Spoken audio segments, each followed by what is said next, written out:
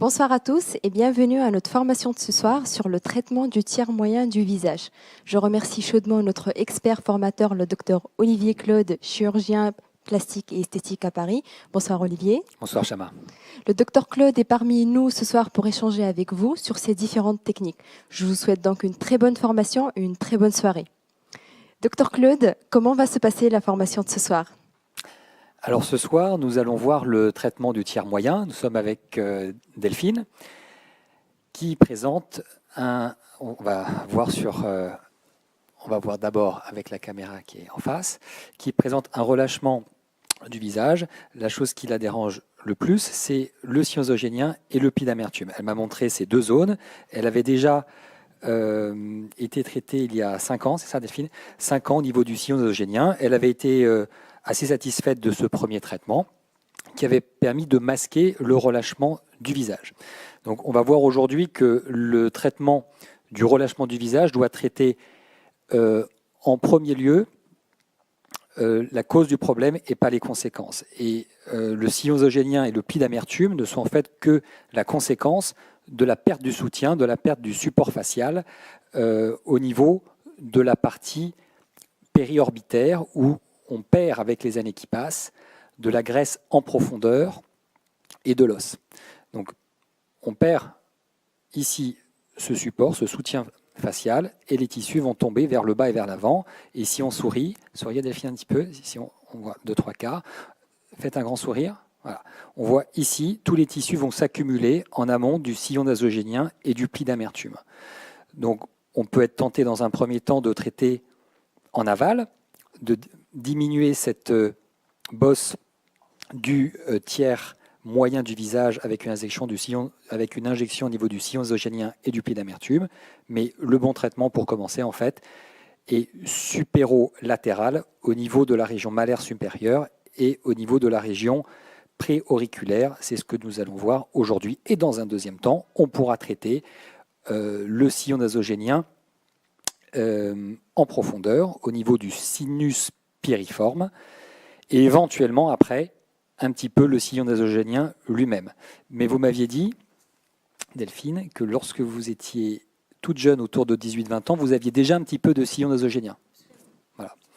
Donc on avait déjà un petit peu de sillon nasogénien. Donc le traitement, on ne doit pas essayer de traiter complètement un sillon nasogénien. Autour de 18-20 ans, même un adulte jeune en a très souvent. Donc on doit l'atténuer. Le sillon nasogénien n'est qu'un signe du relâchement du visage. Donc on va se mettre face à l'autre caméra et nous allons voir les différents repères, le plan de traitement qui va nous permettre de réaliser les injections de support pour restaurer le soutien du visage. Donc le premier point, on voit ici, si on sourit très fort, voilà, on a les volumes qui se concentrent en amont du sillon nasogénien. Maintenant repos, Delphine. On va faire le premier point, juste au-dessus. Et un deuxième point, un petit peu plus haut et latéral, au niveau de l'arcade zygomatique. Deuxième injection où on va utiliser cette fois une canule devant l'oreille. Faites un grand sourire, voilà, au repos. Ah, vous pouvez vous mettre comme ça, très bien. Faites un grand sourire, à nouveau, au repos. Ok, parfait. Donc ça va être la restauration du soutien latéral. Et après, dans un deuxième temps, on injecte le sinus piriforme, la partie profonde du sillon nasogénien, et pas le sillon nasogénien lui-même. De l'autre côté, de la même façon, la région malaire supérieure, pas la pommette elle-même. Là, si on injectait directement la région sous-orbitaire, on augmenterait le volume de la partie basse et interne du tiers moyen et on alourdirait le visage. Lorsqu'on est jeune, on est comme un cône inversé de jeunesse et avec les années qui passent, le visage perd du volume sur la région pérorbitaire et prend du volume sur la partie basse. Donc si j'injecte en bas, j'alourdis. Si j'injecte en haut et en profondeur, je vais retrouver ce cône inversé de jeunesse et on restaure le soutien, le support facial. Voilà. Deuxième point sur l'arcade zygomatique qui va être moins important en quantité que le premier point. On voit là, on a une succession de bosses, de creux de bosses. Donc c'est là où on va injecter un petit peu plus. On fait un grand sourire, toujours contrôlé en dynamique, au repos, et l'injection sur la zone parotidienne, préparotidienne, en face de l'oreille. On contrôle. Voilà, parfait. On va se mettre en position assise, face à l'autre caméra, parfait.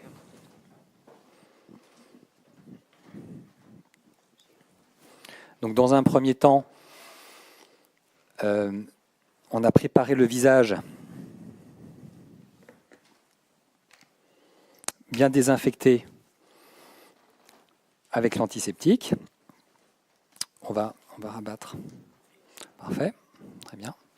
Et on va commencer l'injection sur la région malaire supérieure avec les 2 points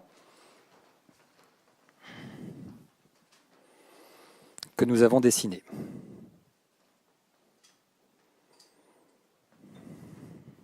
Donc on va utiliser un acide hyaluronique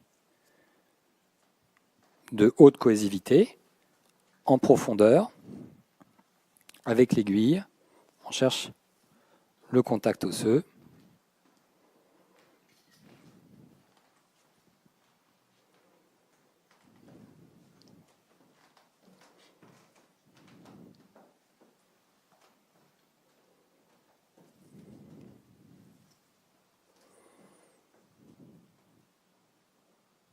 Un petit test d'aspiration par sécurité. Et on injecte tout doucement.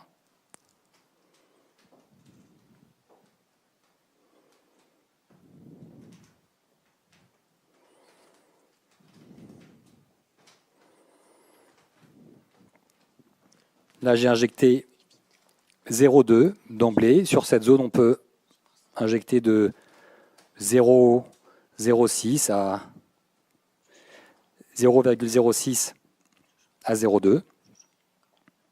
Éviter d'injecter plus au cours d'un même bolus.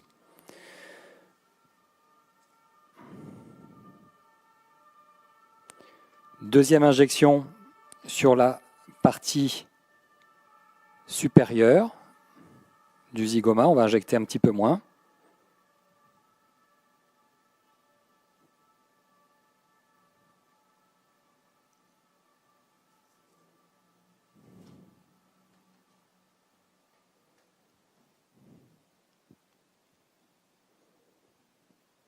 Parfait. Là, j'ai injecté juste 0,1. Donc 2 fois moins que la partie antérieure où on avait une petite dépression. Là, on fait un contrôle. On baisse un petit peu. Voilà. Je vois qu'on peut encore injecter un petit peu sur cette zone. On a des patients qui ont besoin parfois d'un petit peu moins. Docteur Claude, on a 0,2 une question oui. d'Internet. Est-ce que vous utilisez le même produit pour injecter les pommettes et les sillons nasogéniens? Alors aujourd'hui, oui. Si on injecte la pommette, on veut restaurer surtout un support, un soutien facial, donc ça va être des produits à haute cohésivité. Le sillon nasogénien, là aujourd'hui, on va injecter en profondeur. C'est également une restauration du soutien, donc on va également utiliser le même produit. Si j'injecte le sillon nasogénien lui-même, en général, c'est des produits plutôt de moyenne cohésivité, un petit peu moins denses. D'accord. Merci au docteur Durand pour sa question. Merci Olivier. Voilà. On va faire.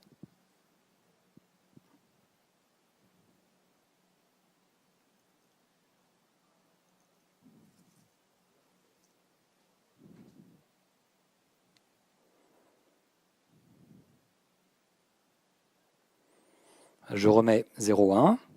On y va progressivement.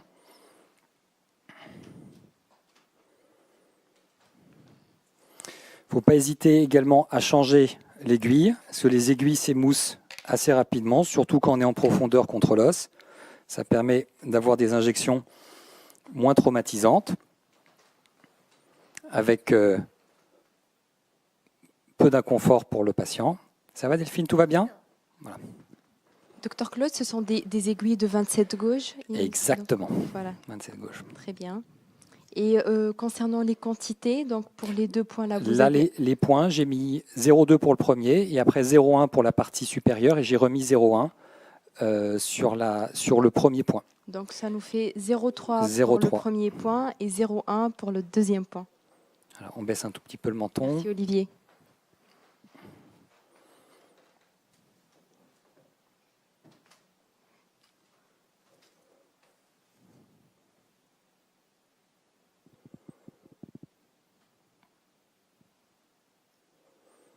Ça va?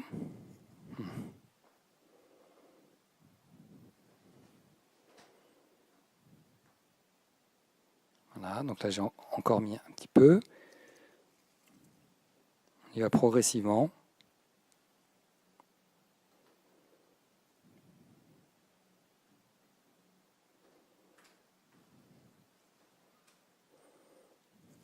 Hop. Ça saigne un petit peu, on appuie. Alors, on en profite pour redonner les consignes après les injections aux patients. Sur cette zone, c'est très important d'éviter tous les appuis sur la région périorbitaire. Donc, c'est notamment les lunettes de piscine. On a beaucoup de patients qui font la natation, donc il faut leur dire évitez la natation avec des lunettes pendant une quinzaine de jours, évitez les masques de ski également parce que c'est la saison des sports d'hiver, donc évitez les casques de moto, les casques de scooter également, tout ce qui peut faire un appui sur la région périorbitaire. Il faut faire des massages vers le haut et vers l'arrière matin et soir pendant une petite semaine. On peut utiliser une pommade à l'arnica ou une huile qui diminue les bleus comme l'huile essentielle Helicrise, l'immortelle italienne. Prendre un petit peu d'arnica dextranase. Après les injections, je recommande toujours aux patients de prendre 6 comprimés 3 fois par jour. Après la chirurgie, après les liftings, on peut prendre de 6 à 10, même 10 comprimés 3 fois par jour. Donc il n'y a pas de contre-indication particulière. L'extranase, c'est un dérivé d'ananas, donc un traitement qui est en général très bien toléré. On peut prendre beaucoup de comprimés, ça permet de diminuer les œdèmes. Sur les régions qui marquent un petit peu plus, comme les régions des cernes, aujourd'hui on ne va pas les faire parce que Delphine n'en a pas besoin. On peut même prendre des corticoïdes, prendre du Solupred de 40 à 60 mg pendant 2 ou 3 jours, pas plus, toujours bien préciser aux patients que c'est le matin qu'il faut utiliser ces traitements, sinon on ne dort pas. Voilà, donc ça, c'est les petites astuces qui nous permettent de diminuer les bleus et les œdèmes. Maintenant, nous allons réaliser le traitement de la région pré-auriculaire, parotidienne, avec la canule. Est-ce que vous avez des questions ? Justement, Dr Claude, pourquoi, pour les 2 premiers points, vous avez utilisé l'aiguille, une aiguille de 27 gauge que la canule?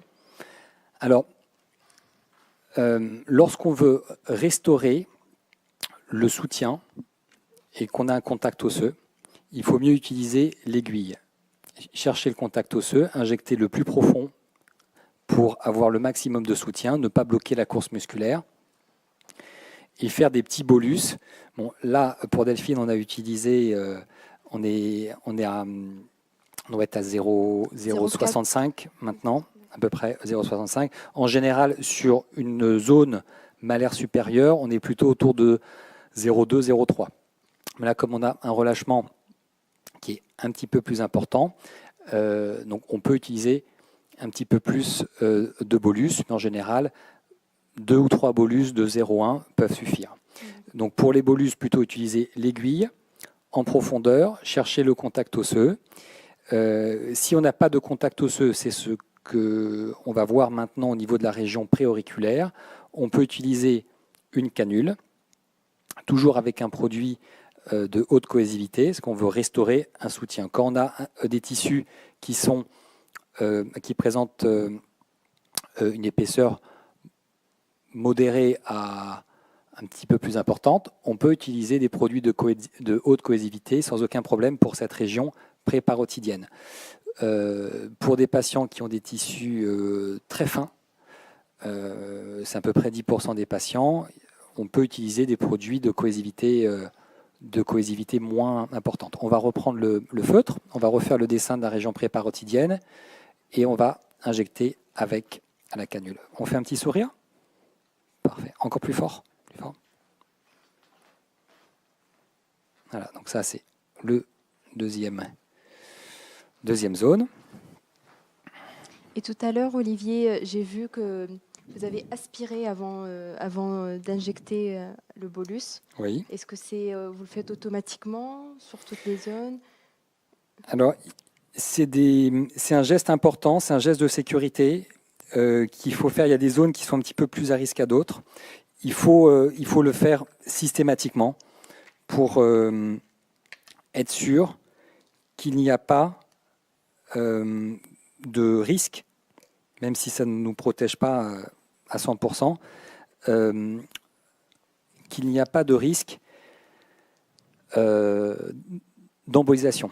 La zone la plus à risque, aujourd'hui on ne va pas la traiter parce que Delphine n'en a pas besoin, c'est le rebord orbitaire inférieur, où là il faut même savoir plutôt utiliser, quand on est sur la partie interne de la pupille, utiliser plutôt une canule. Si on est sur la partie externe, le risque est très faible, mais on fait le test d'aspiration systématiquement.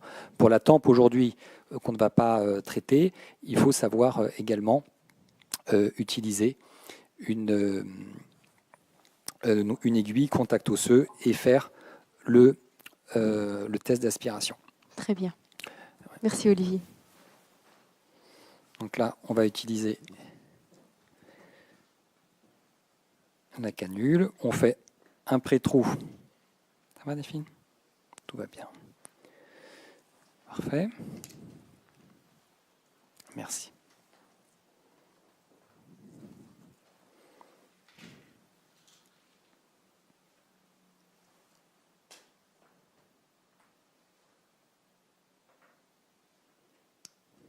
Voilà, tout va bien. Donc là, on entend un petit bruit. Delphine, c'est normal, aucune inquiétude. C'est le passage de la canule. Voilà, tout va bien. Canule de 25 gauge. On met le produit tout doucement.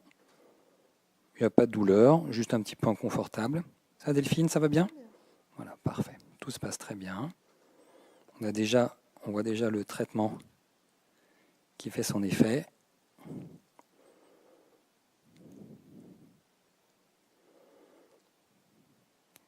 Canule 25 gauge. Acide hyaluronique de haute cohésivité. Là, on est dans le plan du lifting.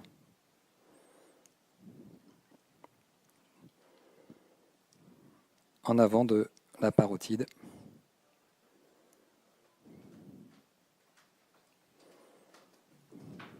Voilà.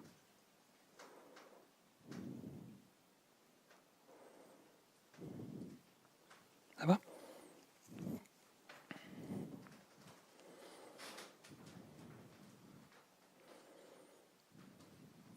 Voilà. Parfait, on va appuyer un tout petit peu là. Un tout petit peu. Donc là, on a fait les points les plus importants. C'est les points qui vont permettre de restaurer le support facial et le cône inversé de jeunesse. Olivier, Oui. donc là vous venez d'utiliser la canule et vous avez injecté une quantité. Là, j'ai injecté, on peut injecter sur cette zone de 0,4 à 1. Là, j'ai injecté 0,8. Parce qu'encore une fois, on a besoin d'un petit peu plus pour traiter le relâchement du tiers moyen chez Delphine. Très bien, donc des canules de 25 gauge et on a utilisé une quantité de 0,8.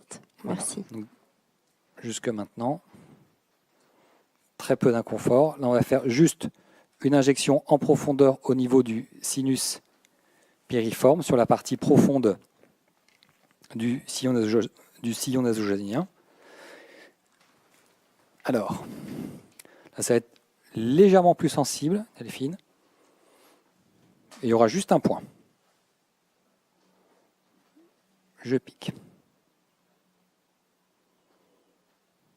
Hop. Juste un petit point. Test d'aspiration. Parfait. Tout va bien, on relâche bien les épaules, les coudes et les mains. Parfait.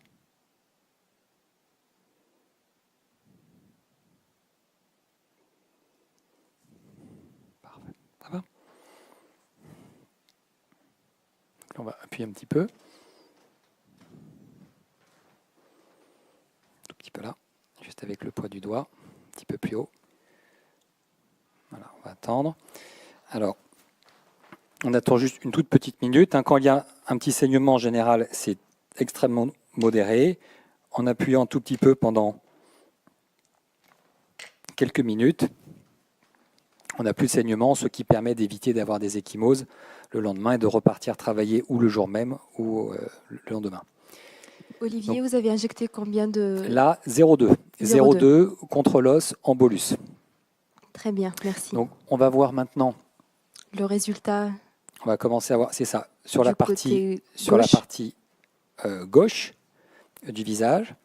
Donc, on va baisser un petit peu le menton. Est-ce qu'on voit bien avec la lumière? Si on recule un tout petit peu la caméra, on recule un petit peu. Voilà, parfait. Encore un tout petit peu pour voir l'ensemble du visage. Très bien, encore un tout petit peu. Voilà, parfait. Donc là, on voit que l'on a retrouvé un cône inversé de Jeunesse. Là, si on sourit très fort, on a une boule et un creux. Là, si on sourit, voilà, on a une continuité entre la région antérieure et postérieure du tiers moyen. On a une continuité. Là, si on sourit encore très fort, Delphine, merci, on a une bosse et un creux. Là, on avait au repos maintenant. Là, on avait bosse, creux, bosse. Et là, on a une continuité au niveau de la région malaire. Si on voit, on baisse un petit peu le menton. On voit ici, toujours voilà, en baissant un petit peu avec la caméra de face. Là, on n'avait pas de pommette. Et là, on a retrouvé une pommette ici. Si on voit bien. Et sur le bas du visage, on a moins de relâchement maintenant sur le côté gauche que sur le côté droit. Si on voit bien avec... voilà. Et on a moins de relâchement également. Ça a un impact également sur la partie inférieure du visage, sur le pli d'amertume et sur la bajoue. Voilà. Donc, tout est mieux. Et après, si on veut compléter le résultat sur cette zone, après, le vrai bon traitement, ça va être une chirurgie, un lifting cervico-facial qui va permettre de remonter les tissus, les muscles et la peau vers le haut et vers l'arrière. Donc, dans un premier temps, il faut restaurer le soutien, le support facial avec l'acide hyaluronique de haute causivité, c'est ce qu'on vient de faire. Et après, pour continuer à traiter ce relâchement au niveau du tiers moyen, ça sera plutôt une chirurgie qui va remonter les tissus vers le haut et vers l'arrière. Il faut savoir commencer le traitement par cette restauration du support du soutien facial, mais ne pas injecter trop d'acide hyaluronique, ce qui risquerait d'alourdir le visage. Et est-ce qu'on a détecté chez Delphine une asymétrie qui va, par exemple, là on vient d'injecter, on va dire 1,5 millilitre du côté gauche. Est-ce que vous pensez qu'on va injecter la même quantité ou est-ce que ça va... Elle a besoin de On va injecter un petit peu différemment. On a des repères qui ont été réalisés un petit peu différemment en pré-injection. Et les quantités vont être sensiblement les mêmes. Et après, on ajustera dans un deuxième temps. On est tous un petit peu asymétriques au niveau du visage. Dans un premier temps, on respecte les dessins. Et après, si on doit traiter un petit peu plus une zone, il faut savoir le faire en fin de traitement. Tout à fait. Très bien. Merci Olivier. Alors, on va passer un tout petit peu.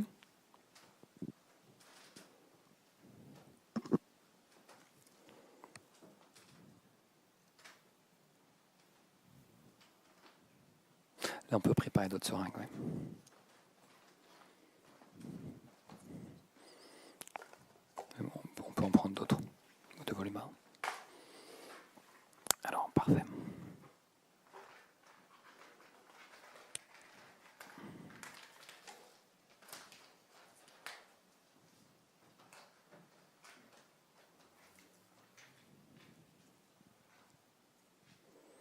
test d'aspiration.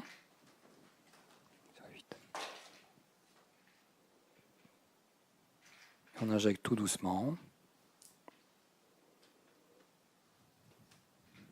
Parfait. Ça va?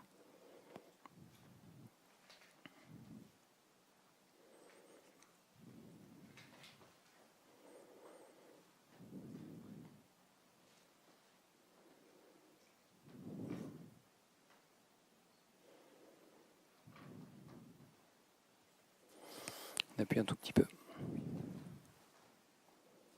Juste là. Voilà. Dès qu'on a un petit saignement d'aiguille, pas hésiter, on appuie un petit peu pendant une petite minute. Comme ça, on en profite, on change les aiguilles. Comme ça, c'est moins traumatisant pour la peau, moins de saignement, moins d'inconfort pour le patient.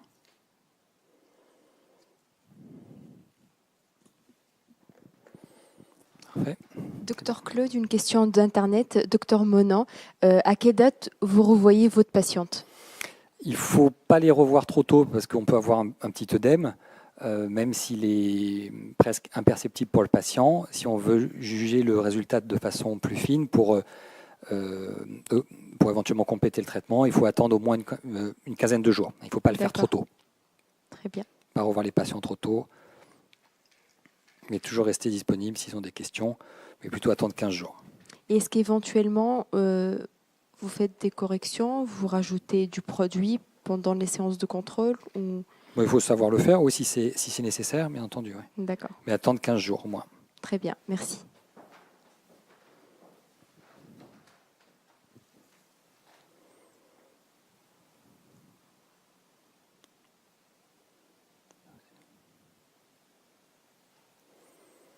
Ça va ?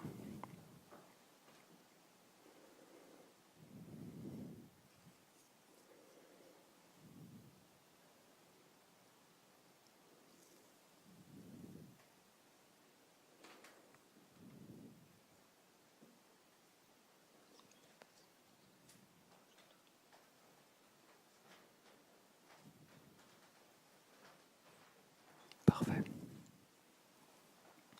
Tout va bien.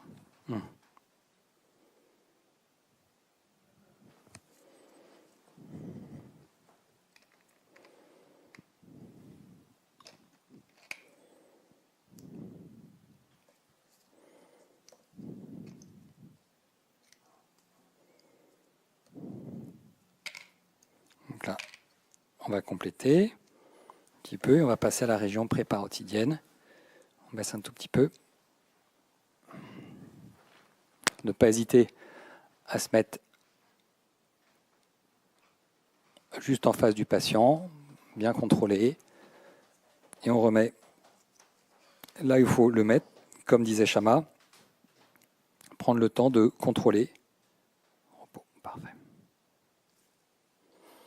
Toujours petit test d'aspiration.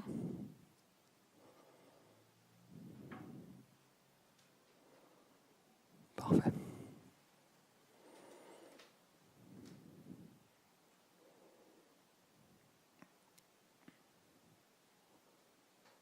Là, pareil, on a mis 0,2, 0,1, 0,1, 0,1, 0,5 pour l'instant. Voilà, parfait. On baisse un petit peu le menton. On met encore un tout petit peu. Hop. Test d'aspiration.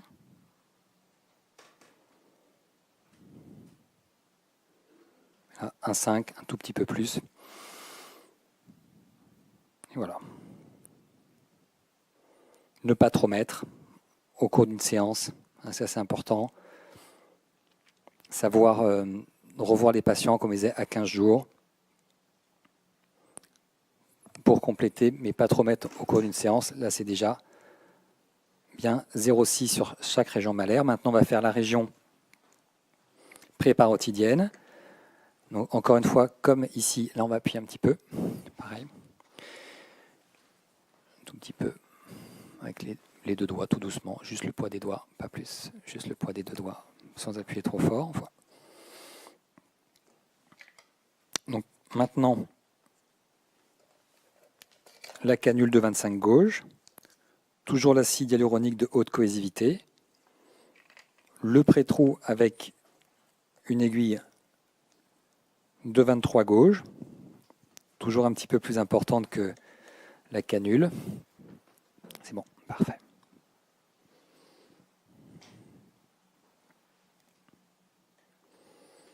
Parfait. Je pique, Delphine. Ça va? Parfait.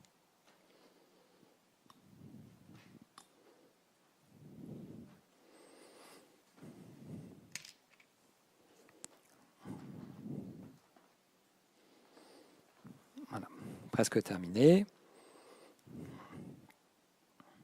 On avait mis 0,8 de l'autre côté. On commence par la même zone. Même quantité sur la même zone. Parfait. Toujours la sensation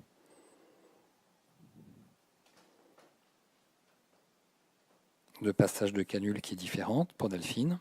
Pas de douleur.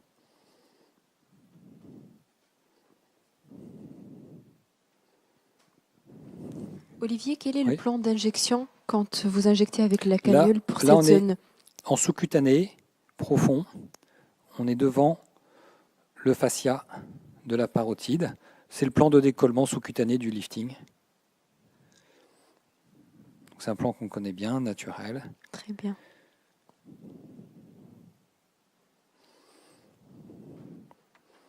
C'est la partie fixe du visage. On a une partie fixe postérieure, préauriculaire, et une partie qui va être plus mobile, en avant de la parotide.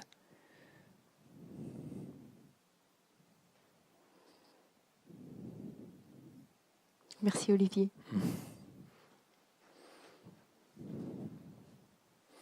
Ok. Parfait.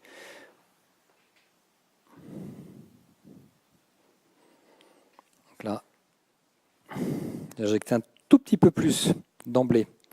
Presque la même chose. Il y a peut-être un petit peu plus de manque de soutien sur ce côté. Voilà, on appuie légèrement, à peine.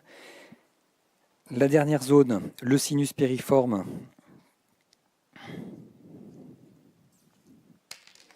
C'est-à-dire la partie profonde du sillon nasogénien. Hein, on sait qu'avec les années qui passent, on perd de l'os au niveau de la partie profonde du sillon nasogénien, sur ce qu'on appelle le sinus périforme, la zone qui est représentée en bleu. Hein, plus que de combler, je veux soutenir, restaurer un soutien. On ne veut pas remplir le visage, on ne veut pas volumer le visage, utiliser un volumateur, on veut soutenir, restaurer le support, retrouver un cône inversé de jeunesse. Ça, les termes importants à retenir, et ça évite d'avoir les visages soufflés que l'on pourrait voir si on injecte la partie basse, inférieure et trop en superficie. Alors ça va être un tout petit peu plus sensible, comme de l'autre côté. Hop. Test d'aspiration. Et on injecte tout doucement.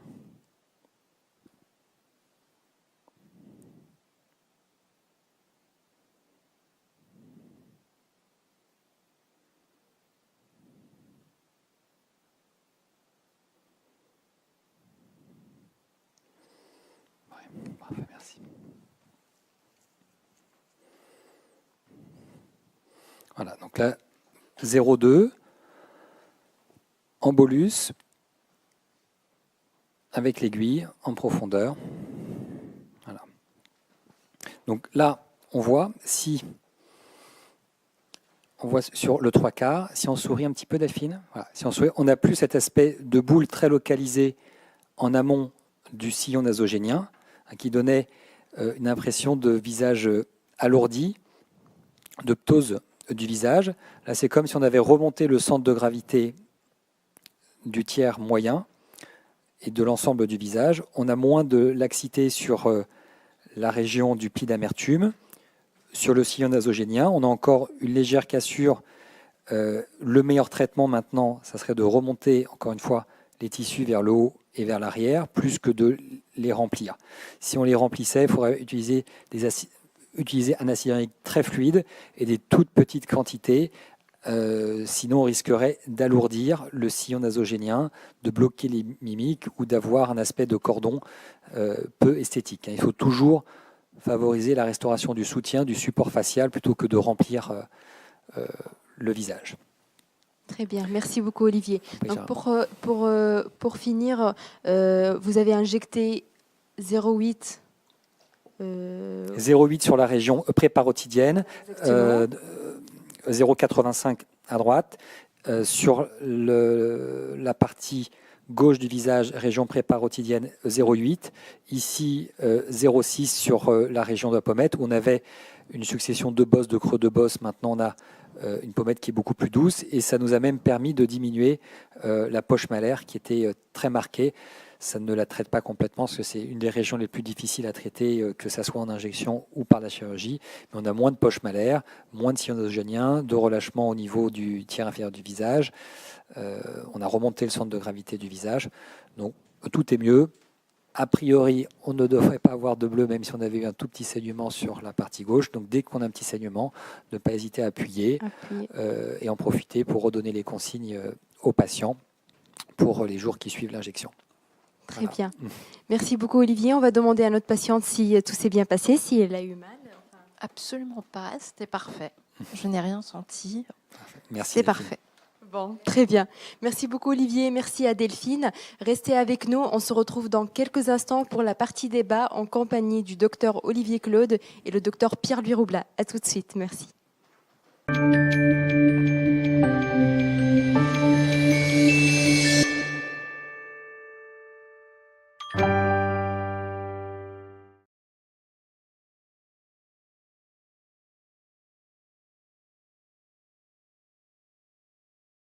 Merci d'avoir patienté. Nous revoilà pour la partie débat avec le docteur Pierre-Louis Roublat de Paris. Bonsoir Pierre-Louis. Bonsoir Chama. Bonsoir Chama. Merci. Et le docteur Olivier Claude de Paris aussi. Bonsoir. Bonsoir Olivier.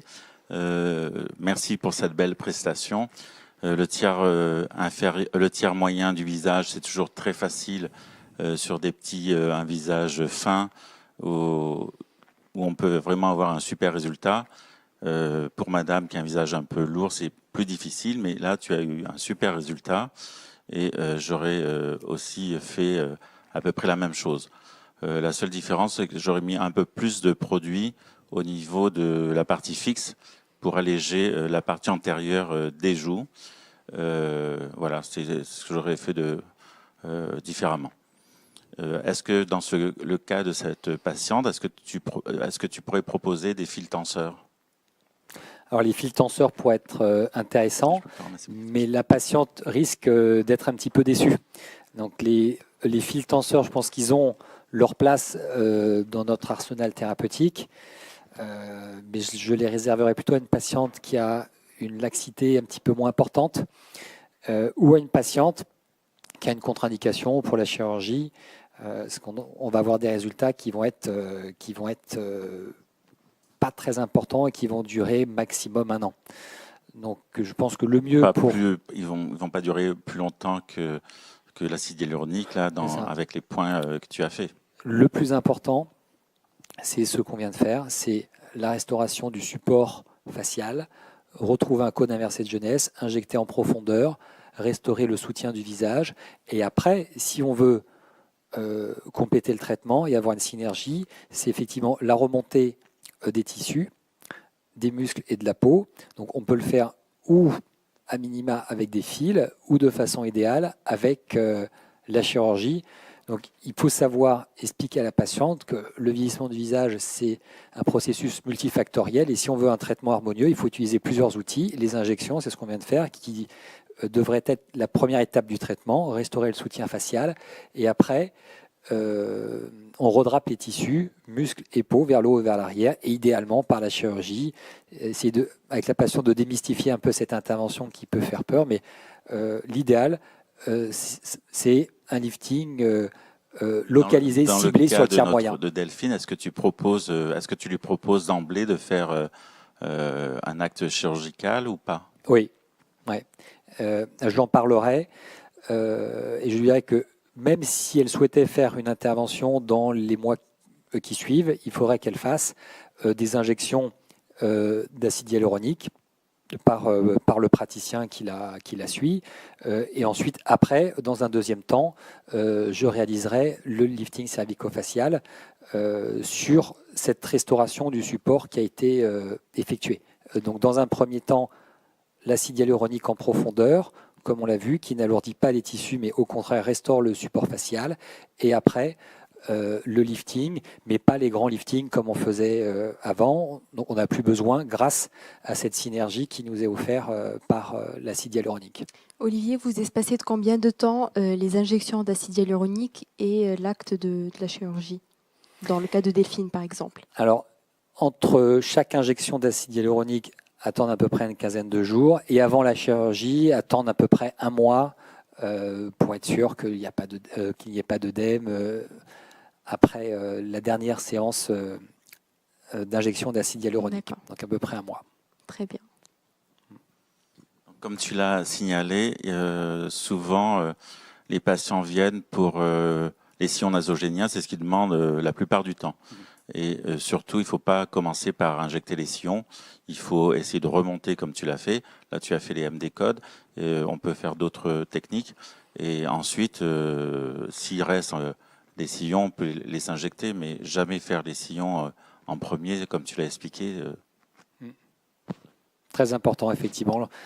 C'est ce que j'essaie d'expliquer toujours à nos patients. Hein. Lorsqu'on a un problème, et là le problème c'est le relâchement, il faut toujours traiter la cause du problème et pas la conséquence, sinon donc on n'aboutit pas à la bonne solution. Et dans le cas du relâchement, ça se traduirait par un alourdissement du visage et on risque de bloquer les mimiques si on injecte trop bas, trop superficiel dans les tissus musculaires. Olivier, quelles sont les autres régions à traiter du tiers moyen du visage pour optimiser le résultat dans le cas de Delphine? Alors, en général, et dans le cas de Delphine en particulier, il faut savoir traiter le tiers supérieur lorsque l'on traite le tiers moyen. Le tiers moyen, c'est une des zones les plus importantes à traiter, mais si on traite que le tiers moyen et que la région temporale n'est pas traitée, on risque d'avoir une disharmonie et il faut traiter la région de la tempe, la région temporale qui va nous permettre de remonter la queue du sourcil, d'ouvrir un petit peu plus le regard et d'avoir une transition douce entre la région de la pommette et la région temporale. On peut aussi, dans le cas de Delphine, comme tu l'as indiqué, elle a des poches malaires, donc il faut faire attention de ne pas injecter dans la poche malaire, sinon on peut l'aggraver. Et pour optimiser donc le tiers moyen du visage, en son cas, on peut injecter aussi au niveau de la vallée des larmes, cette petite concavité qu'elle a entre la peau fine de la paupière et la peau épaisse de la joue, à distance de la poche malaire. Et puis, moi je pense, au niveau de... Oui, ici, pour améliorer, après on peut commencer à traiter le cerne, donc la vallée des larmes, cette concavité qui est là. La partie fixe, comme tu l'as montré, souriez Delphine, voilà, relâchez. À la canule, moi j'aurais mis plus de produits ici pour alléger l'avant. Donc là, on peut mettre jusqu'à 2 seringues ici, et vraiment pour tirer. Et dans un visage qui est lourd, il faut vraiment, je pense qu'il faut mettre plus de produits. Merci beaucoup Pierre-Louis, merci Docteur Claude, merci à vous. Je vous souhaite une très bonne soirée et on se retrouve pour le prochain live le 6 février pour le traitement de l'augmentation des lèvres. Merci à tous et très bonne soirée.